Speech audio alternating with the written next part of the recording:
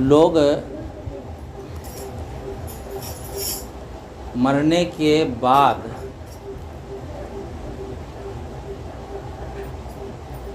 राम का नाम लेते हैं। राम नाम सत्य कब है? जब मर जाने के बाद। जिंदा में राम नाम सत्य नहीं है। कारण क्या है कि आदमी वैसा जीवन जिया ही नहीं है जो उसको बोध हुआ हो राम नाम जो सत्य है वो जीवन में ही होता है।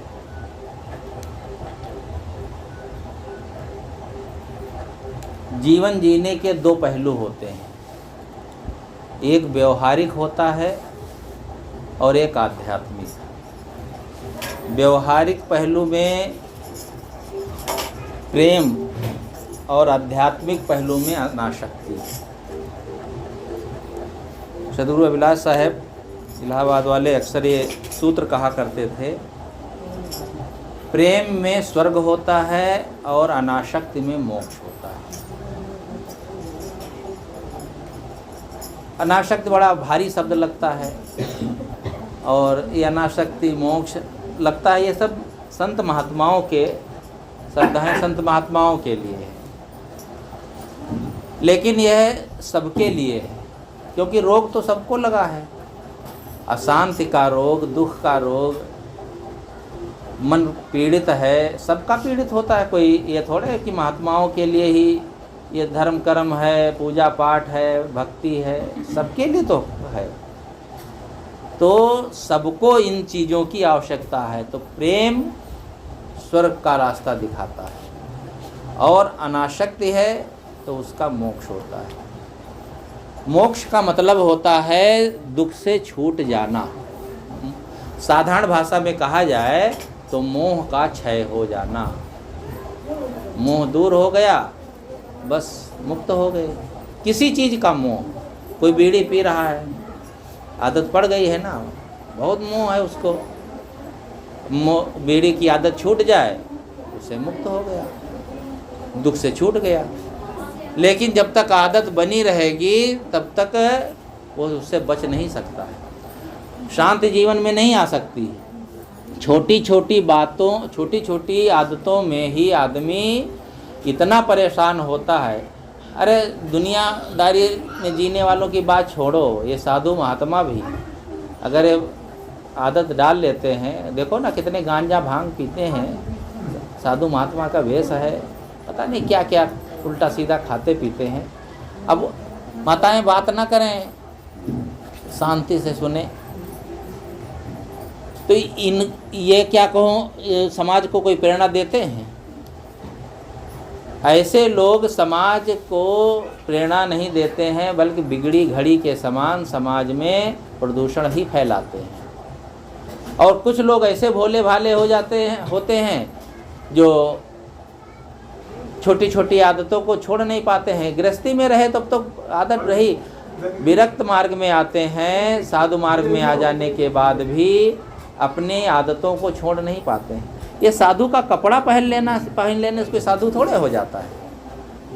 अंदर विरक्ति होनी चाहिए, अंदर त्याग भावना होनी चाहिए। लेकिन ये भावना हो तब अंदर से, तब ना। वेश पहन लिए, कई आश्रम पर रहने लगे, मोह ममता गले तक भरी हुई है, दिन रात घर परिवार बाल बच्चे नाती पोता उन्हीं की याद आ रही, खेत खलिहान की, पता नहीं क्या दिन रात उन्हीं के। अरे जिसके लिए त्याग किए हो तो उस मोटी मोटी चीज़ों का जो त्याग नहीं कर सकता है, उस उधर से अनासक्त नहीं हो सकता है, वो भला अपने वासनाओं का कैसे त्याग कर पाएगा?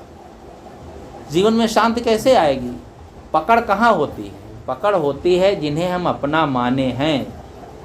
आदमी का जहाँ जन्म होता है ना, और जन्म से ले के आसपास के लोगों से, उनमें ही ज़्यादा पकड़ होती है और उनसे दूर हम रहते नहीं हैं। उन्हीं में घाव माव करते रहते हैं। साधु कितने साधु वेश में हो, साधु वेश लिए घूम रहे हैं, यहाँ से वहाँ, ये ट्रेन में पकड़े, वो स्टेशन पहुँच गए कलकत्ता बम्बई, और बस पुजा रहे हैं, खा रहे हैं। जब झोला भर गया तो ले जाके घर में डाल दिए। पोता आया कहा साहब हमका साइकिल चाहिए, तो साइकिल कसवा दिए, बहू की साड़ी खरीद दी, भक्तों का पैसा बस वही गृहस्थी में फिर लगा दिए। महापाप कमाने वाले हैं ऐसे लोग। जो संतों के सेवा में लगा दिए भक्त पैसे और वह अपने घर परिवार बाल बच्चों में लगाए, तो वो उसका उद्धार तो होना दूर है, वो तो समझ लो नरक में अपने नरक के स्थान बना रहा है। जो आदमी अपना स्वयं नहीं त्याग कर सकता है, वह दूसरे को अपने आचरण से, अपने जीवन से क्या सीख देता है। इसलिए अनासक्ति बहुत बड़ी चीज़ है और यह कहीं भी हो सकती है। नहीं करो तो छोटी छोटी चीज़ों में उलझे रहते हैं। एक महात्मा जी एक जगह सत्संग हो रहा था, तो भंडारा था, बड़ा सा भंडारा था। ये सच्ची घटना है, कोई कहानी नहीं है। वो महात्मा पता लगा कि आ गए, जैसे भंडारा है कोई महात्मा आ जाए तो अब क्या भगा थोड़े दोगे भाई, खाओ पियो रहो। तो वो ऐसे पहुंच गए। अब वो उनको बीड़ी पीने की तलब थी, तो बीड़ी, अब बेचारे बीड़ी ख़त्म हो गई होगी। अब वो शाम को गए थे कहीं नहर वहर के किनारे, पिए थे बीड़ी, और टुकड़ा जो छोटा बचता है नहीं, तो उसको डाल दिए थे। अब रात में बड़ी तलब लगी, जब झोला वोला देखा तो एको बीड़ी नहीं। अब 10-11 बजे रात में जो सत्संग खत्म हुआ तो अब किससे मांगे। और वहाँ सब पारखी कबीरपंथी साधु, वो तो कोई बीड़ी सीढ़ी पीते नहीं, तो उनके पास तो मिलेगी नहीं, और कोई भक्तों से परिचय नहीं, दुकानें सब बंद हो गई। आप बड़ा उनको वो लगी, नींद नहीं आवे, तो सोचा क्या करें, वो नहर पर जो हमने इतना बड़ा टुकड़ा फेंका था ना, वो पड़ा होगा, उसको थोड़ा सा पी लेंगे, तलब मिट जाएगी। आदमी के बहुत अंदर से जब पकड़ होती है तो वो अपने को रोक नहीं पाता है। तो चल दिए, और वही दिसंबर का महीना, खूब ठंडी का, तो ढूंढते अब बताओ नहर पर दिन में डाले होंगे तो कहाँ ढूंढे मिले। ढूंढते चले गए 2-3 किलोमीटर तक, भूल गए रास्ता। आप और खूब ठंडी में कांपे बेचारे। अब रात भर यहाँ वहाँ घूमते रहे, रास्ता भी नहीं जाने।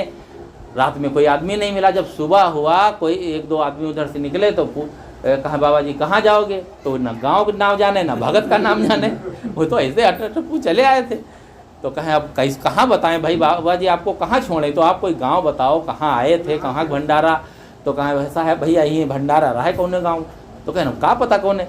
एक भगत उधर से निकला, तो कहें हाँ हम जाने थे, फलाने गाँव में भंडारा रहा है कल, तो बस साधु महात्मा आए रहे, वही गाँव जाइए हो। कहा हाँ भैया हमका पहुँचा दो। तो वो बैठा साइकिल बैठा है कि वहाँ पहुँचा दिए। तो सब महात्मा देखिन कहें क्यों बाबा जी तुम रात में नहीं दिखाई दिए, कहाँ चले गए थे। हम लोग सोचे ये झोला झंकड़ा यहाँ पड़ा है, बाबा जी रात में गायब हैं, तो कहाँ चले गए थे। तो हाँ जोड़े भैया माफ़ करो, हमारी अब बिड़िया जो है हमका रात भर नचाए दी, बड़े सीधे साधे रहे। अब बताओ एक बीड़ी के तलब में पड़ करके कितना कष्ट उठाए। अब साधु वेश का काम करेगा, वो तो कोई साधना मन से होती है, समझदारी से होती है, तब ना वो काम करती है। बस वेश पहन लिए तो कोई जीवन में परिवर्तन थोड़े होगा। जीवन में परिवर्तन अंदर से होता है, शांति अंदर से आती है, बाहर से नहीं आती है। वेश बदल लेने से, और आश्रम बदल दिए, कपड़ा बदल दिए, ये सब बदलने में क्या है, तो सब नाचक नौटंकी वाले भी बदल देते हैं।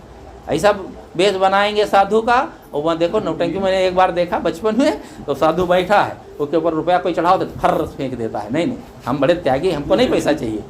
अब ऐसे हम तो नहीं फेंकते, हम लोग भाई कोई रुपया देता तो धर लेते। मतलब वहाँ दिखावा है, कोई त्याग वाग थोड़े है। कोई रुपये पर तो बेचारे रात भर नाटक करते हैं, तो सवेरे पैसा ना पाओ तो फिर कहाँ चलेगा। तो ये एक होता है साधु बनना, एक होता साधु होना। कबीर साहब ने कहा साधु होना चाहिए, बनने में कुछ नहीं लगता है, थोड़ा सा कपड़ा लगता है 100-200 मीटर, 100-200 रुपये का, अब बस तिलक उलक लगा लो, माला वाला पहन लो, बन गए। तो वह बनने से काम नहीं बनता है, अंदर से बदलना चाहिए, जीवन में परिवर्तन होना चाहिए। और परिवर्तन मन का होता है, स्वभाव का होता है, आदत का होता है। माना कि मान लो घर गृहस्थी में रहे तो स्वभाव थोड़ा दूसरा था, लेकिन जब धीरे धीरे साधु मार्ग में आए तो स्वभाव बदलना चाहिए, तब जीवन में शांति मिलती। एक व्यक्ति था तो बड़ा क्रोधी रहा, अब वो क्रोध इतना करे कि बात बात में गाली पत्नी को दे, बच्चों को दे, और एक दिन गाली देते देते पत्नी कुएं से पानी भर रही थी, मारा धक्का, उसी में गिर गई बेचारी। अब गिर गई तो जब तक लोग निकाले तब तक डूब गई, मर गई। अब वो सोचा, बड़ा गांव भर के लोग इकट्ठा, तो लोग उसने सोचा कि अब अगर पकड़ा जाऊंगा पुलिस आएगी तो सज़ा होगी। अब क्या करे, भाग गया वहाँ से चुपचाप, गांव वाले जान ही नहीं पाए। भाग गया, 50-60 किलोमीटर दूर चला गया। तो वहाँ देखा एक जंगल था थोड़ा सा, तो उसमें एक कुटिया बनी थी। तो एक महात्मा वहाँ रहते थे, तो उनके पास जाके कहता है, महाराज हम घर द्वार सब त्याग के आए हैं, सब त्याग दिए हैं महाराज, हमको चेला बना लो। तो महात्मा ने कहा, आए हो रहो। नहीं नहीं नहीं, हमारा वेश बदल दो, हमारा नाम बदल दो, सब बदल दो, हम अब दुनिया में रहेंगे ही नहीं। बड़ा त्याग दिखाया। तो महात्मा लोगों को भी चाहिए ना चेला। वो झट से लंगोटी फाड़े, उनको पहना के और नाम वाम बदल दिए, मुड़ मुड़ा दिए और कहा, तुम्हारा आज से नाम है मुनि शांतिनाथ। नाम तो रख दिए मुनि शांतिनाथ, लेकिन अंदर से शांतिनाथ हो तब ना। बैठा बेचारा, वो तो डर के मारे कि पुलिस न पकड़ ले, तो 1 महीना से वही भेद बदले, मोड़ मुड़ाए बैठा रहा कुटिया में। और कुछ काम वाम कर देता, कुछ खाने को दे देते महात्मा।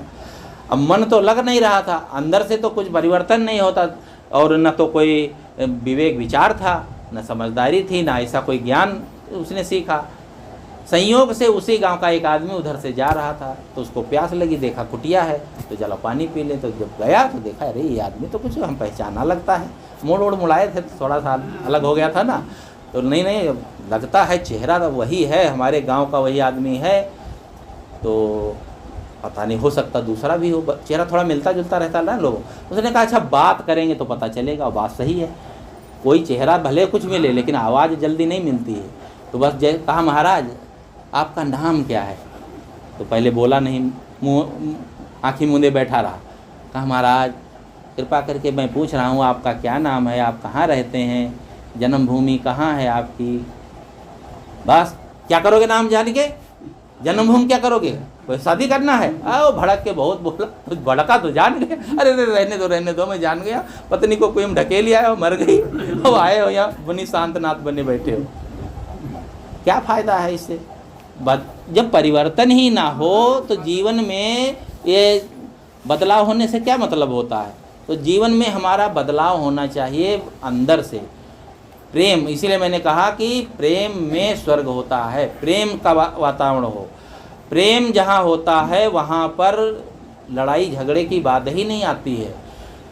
धन दौलत और चीज़ों के लिए, जो छोटी छोटी बातों के लिए मार काट करते हैं, लड़ाई झगड़ा करते हैं, और इतना तो कम होता है। भाई भाई में मुँह फुलवर हो जाती है, घर में महिलाओं में तनिक चीज़ों के लिए, और उनमें रखा कुछ नहीं है। एक घर में 3 बहुएँ हैं, अब घर का मालिक गया बाज़ार को, साड़ी लाना है सबके लिए, तो कोई 500 की लाया, तो अब 2 साड़ी मिल गई 500-500 की। दुकानदार के पास एक थी नहीं, तो कहा भैया ये 450 वाली ले लो, बढ़िया वो ये भी है। तो क्या करे बेचारा, वो 450 वाली एक ले लिया। अब ला के दिया तो बताया, भाई ये साड़ी कितने की हैं? 500 की हैं। एक नहीं मिली, उसके पास नहीं थे, तो 450 की ले लिए। अब जिसके हाथ में 450 वाली रख दिया, मुँह फूल गया उसका, हाँ हमको 450 वाली। अब भले ही वह बढ़िया हो, अच्छी हो, तो भी कोई वो बात नहीं है। चीज़ का महत्व दिए तहाँ जो है व्यवहार बिगड़ेगा। धन का महत्व नहीं देना चाहिए, जन का महत्व देना चाहिए। अरे चीज़ें तो क्या, कपड़ा क्या होता है? पहनने के लिए, अंग ढकने के लिए, गर्मी सर्दी से बचने के लिए, यही तो होता है। 1 लाख का पहनोगे। अंबानी क्या वो लड़का क्या कितने हम तो जानते नहीं, हम सुने थे 50 करोड़ का सूट पहने थे। तो क्या था वह, सोना चांदी पहने होगा का? और सोना चांदी कोई पहने तो गरमाएगा कि वो फायदा करेगा? पता नहीं। हम कहते जीवन निर्वाह के लिए, शरीर ढकने के लिए तो 50 रुपया मीटर हो चाहे 100 रुपया मीटर हो, और ये चीज़ें जितनी हैं वो निर्वाह की सबको मिल जाती हैं। कपड़ा मिल जाता है, खाने को मिल जाता है। किसी के घर में झगड़ा होता है, कोई भाई लड़ाई किया कि तुम 3 रोटी खाओ, हमका 2 मिली, मारपीट होएगा, ऐसा होता है कहीं? कोई नहीं। रोटी रोज खाना है, उसके लिए कोई झगड़ा नहीं होता है। झगड़ा काहे के लिए हुआ? घर में मुँह फुलवर हो गया, बड़े भैया गए रहे बाजार से, लड्डू लाए तो बड़की रख लीजिए ज़्यादा और छोटकी कम पाई, बाद मुँह फूला है, अब फुलवर नहीं है, और लड्डू का रखा है। जो चीज़ जीवन के लिए महत्वपूर्ण नहीं है उसी के लिए आदमी दुखी सुखी होता है, परेशान होता है। ये झगड़े जितने हैं घर घर में, ये केवल बातों के होते हैं और चीज़ों के बहुत ज़्यादा नहीं। बहुत ज़्यादा बड़ा झगड़ा कोई कोई घर में कभी हुआ तो हुआ, नहीं तो होता नहीं। बस किसी ने कहना नहीं माना, किसी ने अवज्ञा कर दिया, थोड़ी सी बात बस गुस्सा हो गए। बहू सास का कहना नहीं माना या सास की अवज्ञा कर दिया, सास फूल गई। और सास का थोड़ा पावर ज़्यादा होता है ना, वो मानती है कि हम प्राइम मिनिस्टर हैं, बहू से जो कह दें बस पत्थर की लकीर हो जाए। कोई भी अपने आप को जहाँ घर का मालिक, अगुआ और बड़ा बनने की कोशिश किया तो समझ लो बिगाड़ खाता होना पक्का है। सब लोग समान हैं, हम भी एक सदस्य हैं घर के, मालिक का है कि मालिक वाली कुछ नहीं मानना चाहिए, हम भी सदस्य हैं। चलो भाई हमको लोग बड़ा मानते हैं, उनकी ये इच्छा है। जहाँ आप मलिकातम झाड़े वहाँ काम बिगड़ जाता है। मालिक बनना बहुत दुख का कारण होता है, अशांति का कारण। सारा टेंशन मालिक पर ही होता है। एक 3 भाई थे तो तीनों बड़े प्रेम से रहते थे, तो 2 की शादी हो गई। तो उसमें जो बड़ा था वो घर का मालिक था। भाई पिता का शरीर छूट जाता है तो कोई बड़ा तो बड़ा हो या मंझला हो, जो योग्य होता है बनता, खास करके बड़े को बनाते हैं। तो वो जो है मुखिया था, मुखिया घर का, और दरवाजे पर बैठा था। कोई आए रिश्तेदार आए या कोई प्रशासन का कोई आदमी आए, लोगों से मिलता जुलता है, हालचाल लेता है, व्यवहार देखता है। मुखिया का जो बड़ा होता है उसका काम है व्यवहार को देखना समझना, और जो लोग होते हैं वो सब काम धाम देखें। तो जब छोटे वाले की शादी हुई तो छोटी जो बहू आई तो वो थोड़ा पढ़ी लिखी, बड़ी चालाक थी। तो उसने कहा देखो तुम तीनों भाई सगे भाई हो ना। कहा और क्या, सगे भाई नहीं तो क्या। तो कहा सगे जब भाई हो तो एक जने मुखिया बने बैठे हैं और तुम गोबर उठाते हो, तुम घास छीलते हो, ये कैसे होगा। तो मुखियागिरी सबको करना चाहिए, सबको बराबर हिस्सा है ना। जब खेती में बराबर है, घर में बराबर है, तो ये मुखियागिरी में भी बराबर है। मुखियागिरी मतलब मालिकाना, मलिकातम में भी बराबर हिस्सा काहे नहीं लेते हो। तो लोगों ने कहा हाँ अरे वही बड़े भैया हैं, वही थोड़ा ज़्यादा बड़े भैया के यहाँ मुखिया हो मुखिया बनते हैं कि वहाँ सब लोग मुखिया बनेंगे। कहा है जब सब में हिस्सा है तो मुखिया बनो। अब वो कान भर दिया। तो दोनों भाई गए, कहे भैया अब ऐसा है मुखियागिरी में भी हमारा हिस्सा लगाओ, हमको मुखिया बनाओ, हम तो मुखिया का वो बने नहीं है। तो भैया उसका समझ गया बड़का, ये औरतों ने कान भर दिया है, छुटकी औरत दोनों ने कान भर दिया है। अब तो कहा ठीक है भैया हम खेत में काम कराएंगे और तुम मुखिया बन जाओ। तो जो मंझला वाला था वो बढ़िया सफ़ेद कपड़ा पहना, सुबह नहाया, बैठा और बस मुखिया जहाँ बैठते थे उसी तख्त पर बैठा। मुखिया जी चले गए खेत में काम कराने। यहाँ पर आ गए दरोगा जी। तो कहा है भैया मुखिया कहाँ है। कहा तुमका दिखाई नहीं देता है, मुखिया हम हैं और कौन है। कहा तुम कब से मुखिया हो गए। मुखिया कोई बनाया थोड़े जाता है, वो तो योग्यता होती है। तो कहा मुखिया हम हैं और जो इसमें परिवर्तन हो गया और हमको मुखियागिरी दी गई है। कहा अच्छा तुम हो मुखिया। तो यहाँ पलका वलका नहीं डाले, बैठाए। अब वो जब अकल हो तो ना, तब तो कोई आया है उसको कुर्सी डालो, बैठाओ, पानी पत्ता पूछो। जब अकल होगी तब सब न कर पाएगा। तो लाया कुर्सी बैठाया, उसकी ओर देखने लगा। कहा है क्या देखता है। कहा मैं ये देखता हूँ आपका सिर पूरा मुड़ा हुआ है और उसमें एक चोटिया भी तुम नहीं रखे हो। दरोगा जी, दरोगा रहा है, वो कहे चोटिया भी नहीं रखे हो और मान लो आपका कोई सिर काटे तो कैसे लेके जाएगा, क्या पकड़ेगा। अरे कहा ये मुखिया नहीं, ये तो महापागल है। वह काला और डंडा तो इका जमाओ और पकड़ के उसको बंद ले गए। तो छोटा भाई गया, कहा भाई हमारे भाई क्यों पकड़ लाए। कहा वो इस तरह से बोला था। अरे कहा उसको का अकल है। अरे जब चुटिया नहीं थी तो मुँह में डंडा डाल के नहीं जा सकते हैं क्या। बस उसको भी 4 डंडा जमाया। कहा दोनों महामूर्ख बैल, उल्टा सीधा बोलते हो। बंद कर दिया। तो शाम को आए जब मुखिया, तो घर की औरतें कहती भैया वही जब मुखिया बनाए रहो, वही मुखिया गया तो पुलिस पकड़ ले गए। कहीं क्या हुआ बताई ना हाल। तो कहें तो हम क्या करी। कहें नहीं भैया तुम है जाओ छुड़ाए लाओ। कहें ऐसे पुलिस नहीं माना था, जितना जेवर और पहने हो ना वो सब उतार के दो, पैसा दो, तब हम जाए छुड़वाई जाए। तो रख ली लई के जेवर, बड़ दई दिन अपनी पत्नी और कहीं धरी आओ। और गए, जैसे वो गए तुरंत दरोगा जी कहे अरे आइए आइए मुखिया जी बैठिए, बैठाए, चाय पानी पिलाए। तो वही कटघरे से देखते हैं कि तो हमका तो मार के यहाँ पीट के बंद कर दे, हम मुखिया जी का चाय पत्ता हो रहा है। तो मुखिया जी कहें हमार 2 बैल छुटाए गए रहे महाराज दरोगा साहब, उनका काहे पकड़े लाए हो? कहीं बैल, कहीं और कहीं हमारी भाई बैले हैं, अक्ल थोड़े हैं इनको, अब बताओ उल्टा सीधा बोल दीन।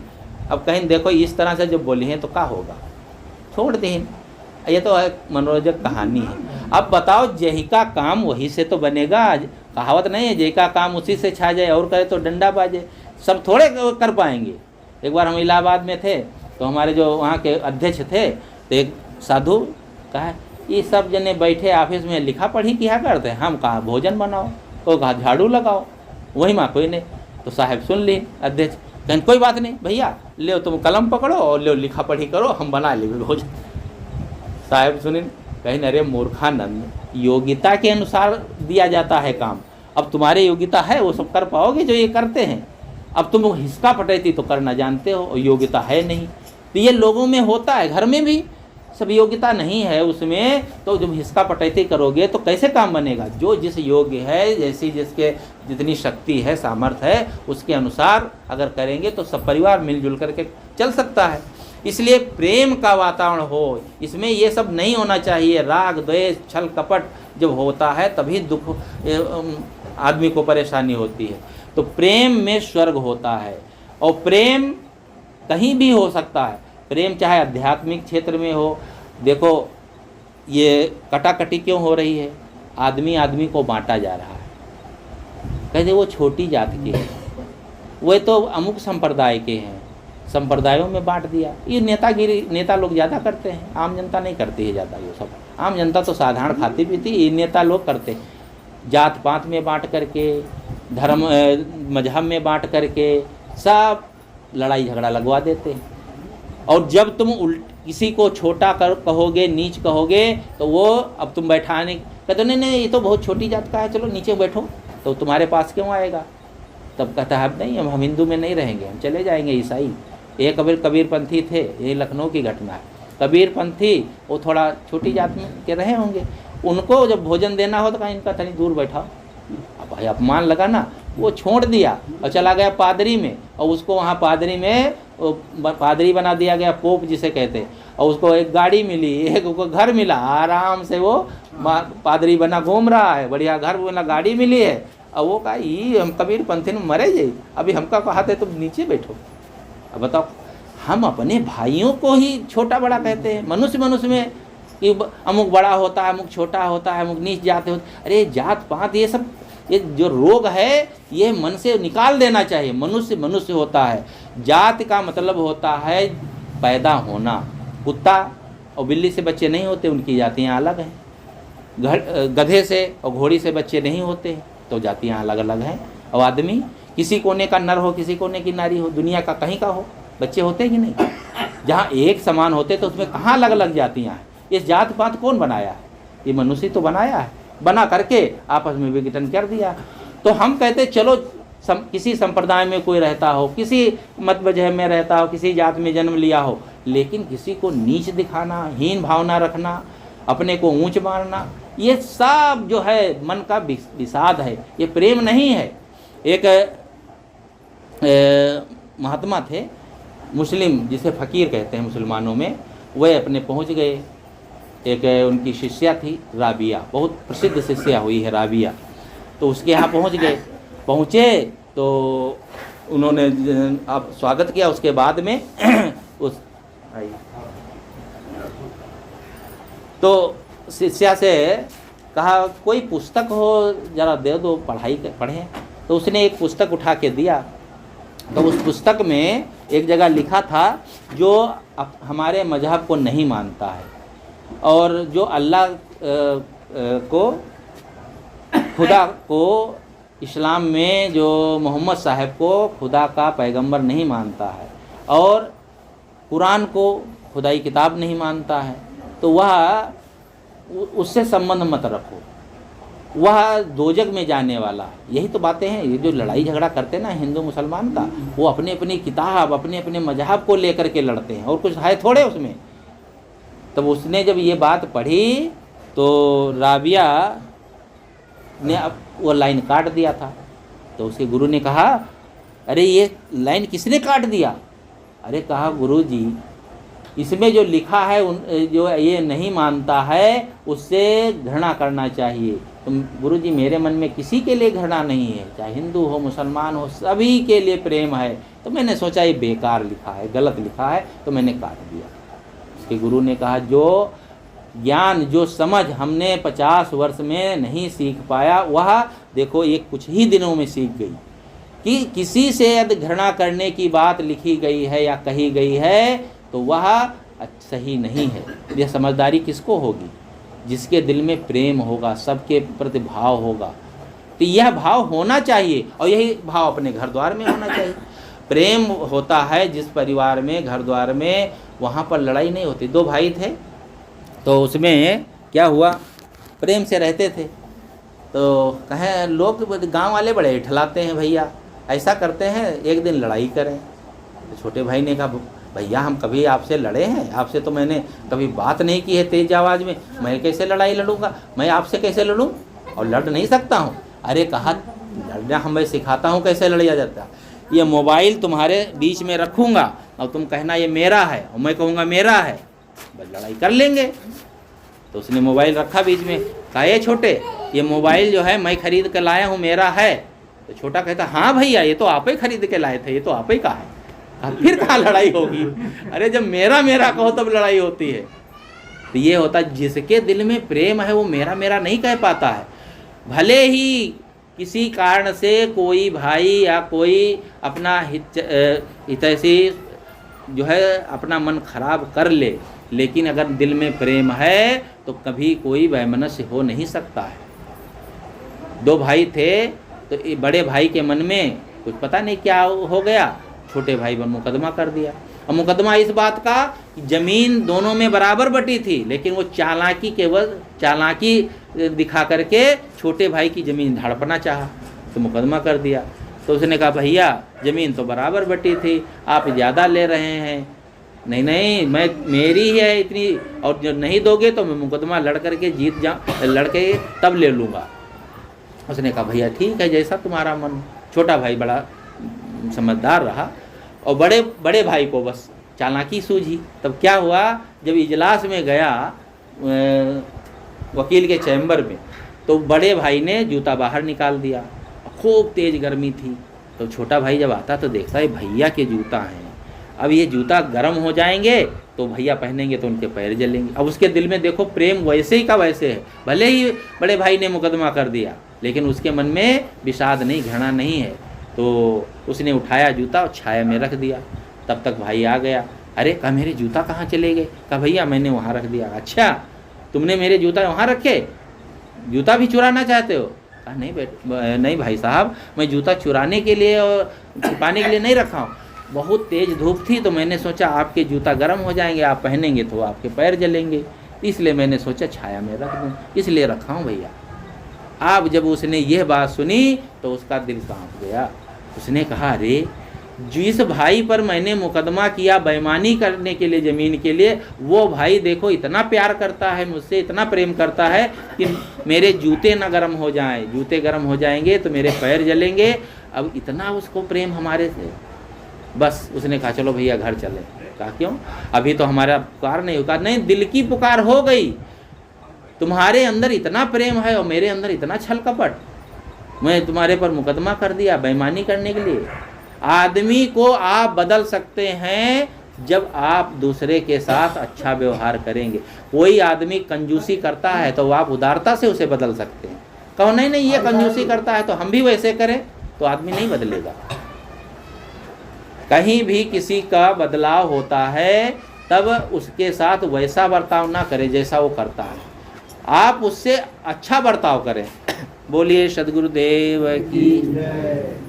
कबीर साहब ने कहा है, वो तो वैसा ही हुआ तू मत हो अयान, वो निर्गुणिया तय गुणवंता मत एक में शान। मान लो कोई निर्गुणी है, कोई आदमी क्रोधी है, कोई लोभी है, मोही है, अब दूसरा जैसा है, कहो हम वैसा ही बन करके उसको सही मार्ग में लाएंगे, सिखा देंगे तो नहीं सिखा पाएंगे।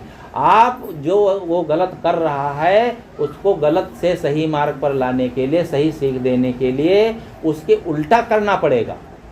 आप कोई बहुत कंजूस है, अरे वो कंजूस आदमी एक पैसा नहीं देता, हम क्यों उसको दें? नहीं, आप उदारता उसके साथ करो, देखो मन उसका बदलेगा कि हमारे साथ देखो बड़ा उदारता का व्यवहार किए और मैं ऐसा कंजूसी करता हूँ, ठीक नहीं। बदल सकते हैं, लेकिन तुम वैसा ही करोगे तो आदमी नहीं बदलेगा। इसलिए साहब कहते हैं प्रेम में स्वर्ग होता है और अनासक्ति में मोक्ष होता है। कहीं भी आपकी चिपकाहट ना हो तो समझ लो आपका मोह, आपका मन अलग हो जाएगा। आदमी मोह में पड़ करके, लोभ में पड़ करके दुखी होता है। दुनिया में आदमी दुखी क्यों होता है? क्योंकि वह कहीं ना कहीं अपने मन को जोड़े रहता है। आशा तृष्णा सब घट व्यापी, कोई महल नहीं सोना। हर जगह हम आशा लगाए हैं, हमारा लड़का बड़ा होगा तो पढ़े लिखेगा, नौकरी करेगा, पैसा लाएगा, बहू आएगी, खिलाएगी।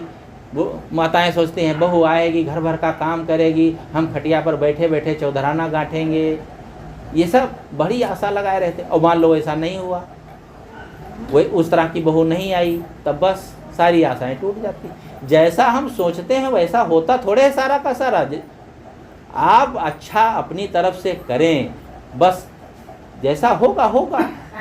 कितने लोग बड़े भयभीत रहते हैं, पता नहीं साहब कैसी बहू आवे, का होए। अरे जब आप व्यवहार में देखो, संभालो, समझो, बूझो, अगर जैसा होगा भाग्य में वैसा होगा। कोई तो देखभाल के बड़ा खोज खाज के लाते हैं, बाद में पता चलता है कुछ गड़बड़ है। ये जीवन में जो तुम सोचे हो वह सब कुछ वैसा ही हो, कोई ज़रूरी नहीं है। इसलिए जैसा है वैसा आप अपनी तरफ से अच्छा करो, अपनी तरफ से विवेक विचार पूर्वक व्यवहार करो, और जैसा होगा होगा, उसमें सोचना क्या है। इसलिए मन में ये आशा ना लगाओ कि ये करेगा, वो करेंगे, हमारे बाल बच्चे होंगे तो सेवा करेंगे। क्यों आशा लगाए हो? अरे करेंगे तो करेंगे, नहीं करेंगे तो ठीक, बात मानेंगे तो ठीक, नहीं मानेंगे तो ठीक, हमारा गुजर हो जाएगा। जैसे अरे निष्क्रिय रहो, कर दिए तो बढ़िया है, तब भी खुश रहो, ना करें तो भी खुश रहो। आदमी जब मोह लगा लेता है, उसमें आसक्ति बना लेता है, तब दुख होता है। एक आदमी था तो वो एक गधा पाले था, और वो नट का काम करता था। नट था तो नट देखे हैं ना, गांव कला दिखाते हैं। तो पहले के ज़माने में कोई साधन और नहीं रहता था, तो गधे पर अपना सामान लाद लेता था और चला जाता था दिखाने। और एक उसी गांव में धोबी था, तो उसके पास भी गधा था, तो वो अपना सूखे कपड़े लाद ले और तालाब में ले जाके डाल देता था, उधर गधा को छोड़ देता था और शाम को फिर लाद लाता था। संयोग से दोनों गधे मिले। कहानी तो समझाने के लिए होती, गधे गधे बात थोड़े करेंगे, लेकिन वो कहानी में कहते हैं वो गधों ने जब दोनों मिले तो आपस में बात करने लगे। तो धोबी के गधे ने कहा, भैया आप बहुत दुबले हो। तो नट के गधे ने कहा, क्या करूं, मेरा जो मालिक है बड़ा जो है सूम है और बड़ा कठोर है, मुझे ले जाता है और एक खूंटे में बांध देता है, सामान लाद के मैं थक जाता हूँ, और खूंटे में बांध देता है, ना खिलाता है ना पिलाता है, दिन भर कला दिखाता है, रुपया पैसा अपना रख लेता है, हम भूखे रहते हैं, क्या करें। वो कहा नहीं, मेरा मालिक बहुत अच्छा है। धोबी के गधे ने कहा, मुझे मेरे ऊपर सूखे कपड़े लादता है और वहाँ तालाब के किनारे डाल देता हूँ और वहीं हमको छोड़ देता है, मैं हरी हरी घास खाता हूँ, और शाम को घर में लाता तो भी चारा देता है, दाना भूसा देता है। हमारा मालिक बहुत अच्छा है, ऐसा करो तुम अपने मालिक को छोड़ दो, मेरे मालिक के पास आ जाओ। तो नट के गधे ने कहा, आ तो जाऊँ, बात तुम सही कहते, तुम्हारा मालिक तो बहुत अच्छा है, लेकिन एक मुझे आशा लगी है, इसलिए मैं आ नहीं सकता। कहा तुम्हें कौन सी आशा है? कहा बात यह है कि जब नट अपने कला दिखाता है तो 2 बांस गाड़ता है, उसमें एक रस्सी बांधता है, उसके एक जवान लड़की है, उस पर कहता है ए लड़की इस पर चलो। तो लड़की जो है वो रस्सी पर चलती है, लड़कियां कलाबाजी दिखाते नहीं हैं, और वह नीचे से ढोल बजाता है, और ढोल बजाते बजाते रोज़ कहता है ए लड़की संभल के चलना, और अगर नहीं कहीं नीचे गिरी तो तेरी शादी इस गधे के साथ कर दूंगा, बता देता हूँ। तो कभी ना हरामजादी है गिरेगी, और जब गिरेगी तो मेरी शादी उसके साथ हो जाएगी। इसलिए मैं सोच रहा हूँ अब मैं अपने मालिक के पास भले कष्ट हो, कभी ना कभी तो हमारे दिन खुलेंगे ही। तो उस धोबी के गधे ने कहा, इसीलिए तो तुम गधे हो, हम लोग गधे लोग कहते हैं। अरे ना, पहली बात तो लड़की इतना एक्सपर्ट है, कभी गिरेगी नहीं, और कदाचित कभी गिर गई तो उसकी शादी किसी लड़के के साथ होगी, तेरे गधे के साथ होगी।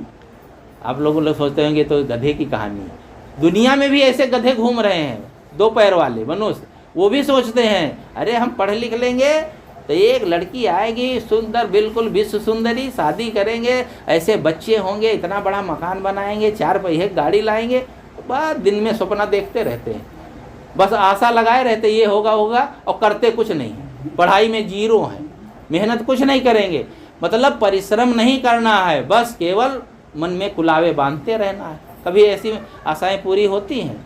ऐसे आशा नहीं होती। आशा करने से कुछ काम नहीं बनेगा, सोचने से नहीं होता, ये सब काम मेहनत से होते हैं।